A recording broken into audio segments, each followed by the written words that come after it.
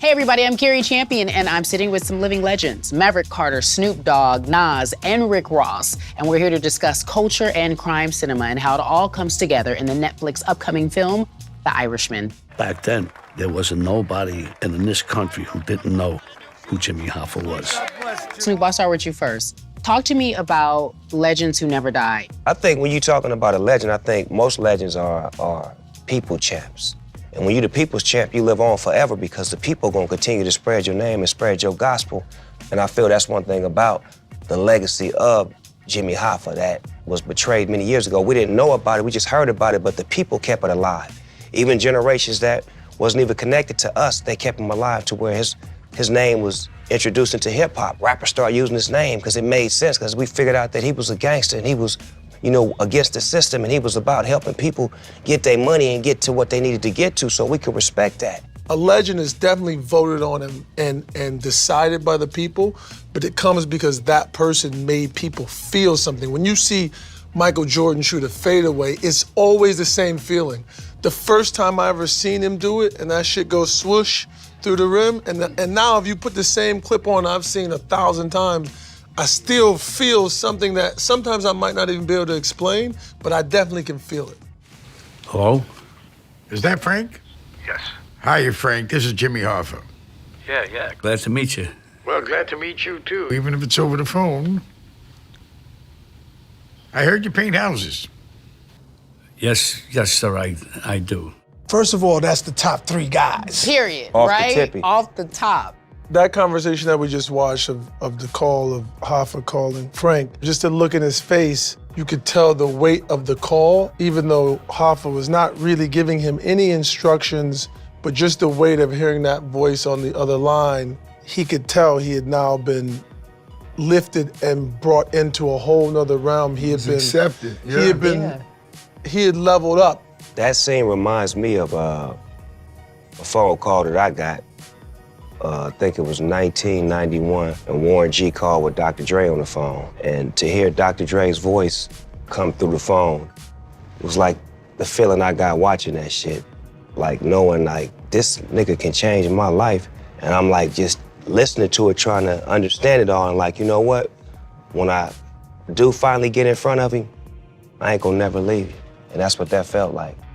Real shit. Yo, that gave me chills. That's my whole, that's like childhood right there. Ross, what about you? Me watching all those OGs interact, I felt like that was Hoffa welcoming the homie to the family. Yeah. That was him being accepted. If he, just for the record, you MOB. Yeah. You know what I'm saying? Yeah, boy, I heard you paint houses.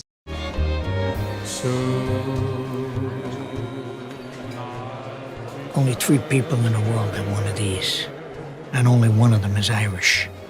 I have one, Angelo has one, now you have one.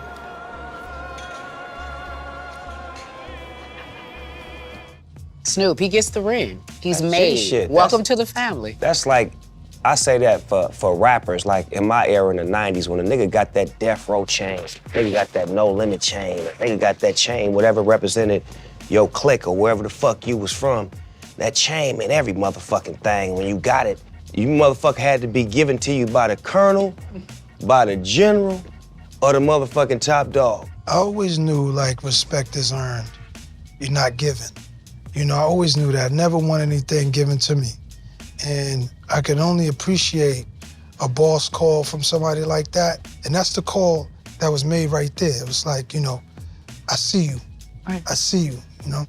I remember Lil Wayne told a story about how Jay-Z called him one day and just said, I see you. What was that moment for you, Ross, when you got that ring? I got one of those calls from Jay-Z as well. You know, as I watched that clip, you know, to me that represent, you know, when a brother give you that ring, that represent that bond, that level of trust. You know, if something was to happen to you, you know, I'm gonna treat your kids like they mine. That's what that represent.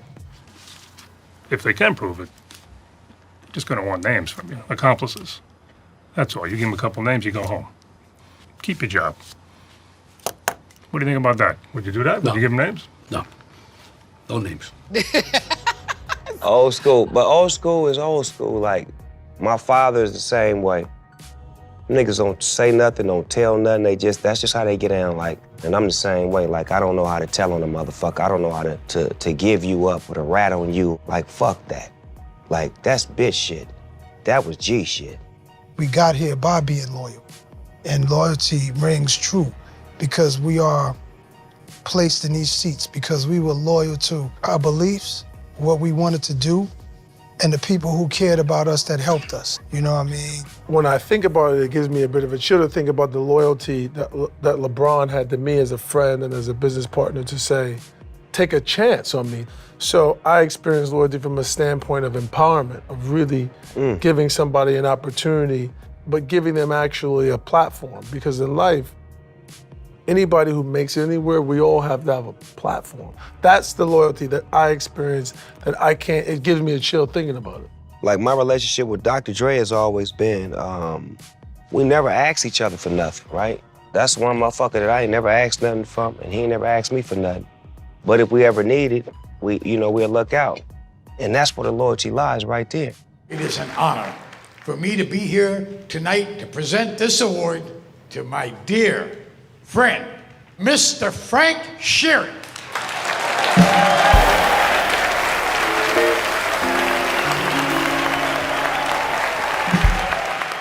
True OGs, and we saw them from young. You know, we got the movies you could pop in now when they was like kids, you know, Mean Streets, you know, and it just seemed like they real. It's not just acting.